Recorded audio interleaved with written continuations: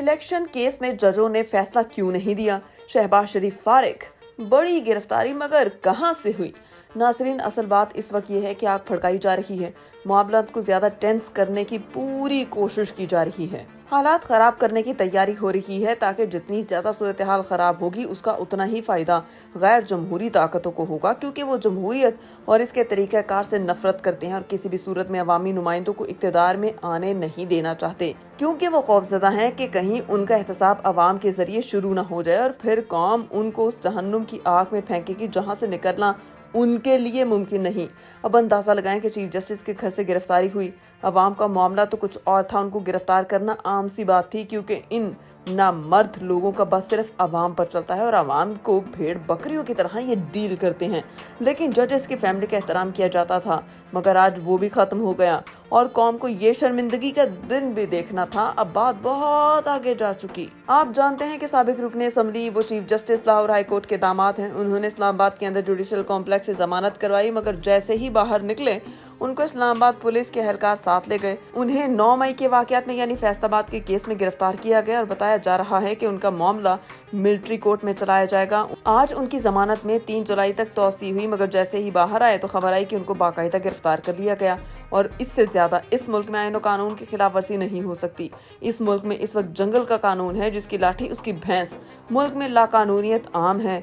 लोग इन जालिम हुक्मरान और अशराफिया के रहमो करम पर हैं। अगर वीडियोस देखी जाएं तो उनकी गिरफ्तारी का मामला सामने आता है, मगर इस्लामाबाद पुलिस का कहना था हमने अली अफजल शाही को गिरफ्तार नहीं किया। अब वो जमानत पर रिहाई पा चुके, मगर लग ये रहा है कि नामालूम मुकदमात की वजह से वो मुश्किल में पड़े हैं और उनके खिलाफ घेरा तंग हो गया। ताहम बुनियादी तौर पर अदालत इस पर रिएक्ट कर सकती है, ये अदलिया को परेशान करने वाली बात। इसकी एक वजह तो ये है कि अदालत के अहकामात की साफ साफ खुली खुली खिलाफ वर्जी है, तो दूसरी तरफ ये कि अली अफजल शाही अमीर भट्टी के दामाद हैं। आपने ये भी देखा है, नून लीग लाहौर की फैमिली है, वो भी जस्टिस उमर अता बंदयाल उनसे मुतासिर हैं। वो बड़ी गलत बात है कि इनको गिरफ्तार करने के बाद पैगाम दिया गया कि सब टचेबल्स हैं, सबको गिरफ्तार किया जा सकता है और सबको पकड़ा जा सकता है और सबको उठाया जा सकता है। एक तरह से खौफ पैदा किया जा रहा है और अपनी ताकत का इजहार किया जा रहा है। अब उठने वाली बगावत को कुचला जा रहा है ताकि कोई उनके खिलाफ खड़ा होने की जुर्रत ना करे। दूसरे नंबर पर आज जो इलेक्शन कमीशन ऑफ पाकिस्तान का केस और रिव्यू एंड जजमेंट का केस था, इस पर अदालत से ये कहा गया कि आप इस केस को मुअत्तल कर दें या इस केस के खिलाफ स्टे ऑर्डर दे दें। अदालत ने स्टे ऑर्डर की दरख्वास्त को मुस्तरद किया और कहा मफरूजों की बुनियाद पर कैसे ये कर दें। इलेक्शन कमीशन के वकील ने जैसे ही केस शुरू किया और कहा कि मौजूदा कानून के तहत 3 रुकनी बेंच नजर सानी दरख्वास्त नहीं सुन सकता, तो अदालत ने कहा इसलिए हम इसको सुन रहे हैं और अगर केस मजबूत ना हुआ तो आइंदा का लाहे अमल भी हम ही तय करेंगे।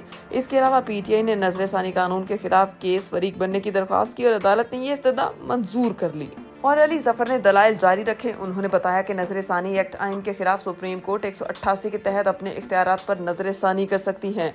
आईनी तरमीम के तहत इसको बढ़ाया नहीं जा सकता। अदालत ने कहा कि ये रिव्यू एक्ट के तहत केस मजबूत ना हुआ तो हम फैसला कर देंगे। अदालत ने अच्छा किया कि उन्होंने इसको गैर मुइना मुद्दत के लिए डिले नहीं किया। फिलहाल अदालत ने केस की समाअत कल तक मुलतवी कर दी और एक और बड़ा अहम केस अदालत में है। लाहौर हाई कोर्ट ने पाकिस्तान तहरीक इंसाफ के 60 के करीब अरकान असम्बली उनके इस्तीफों के मुतालिक मुअत्तल करके कहा था कि दोबारा इस पर फैसला करेंगे, जिस पर सेक्रेटरी असम्बली ने इंट्रा कोर्ट अपील की और इसके तहत लाहौर हाई कोर्ट ने बहाल करने के फैसले को मुअत्तल कर दिया। ये फैसला 2 रुकनी बेंच ने दिया। अदालत ने कहा कि फिलहाल अरकान असम्बली को मुअत्तल करने के फैसले को 21 जून तक ही मुअत्तल ही रहने देते हैं।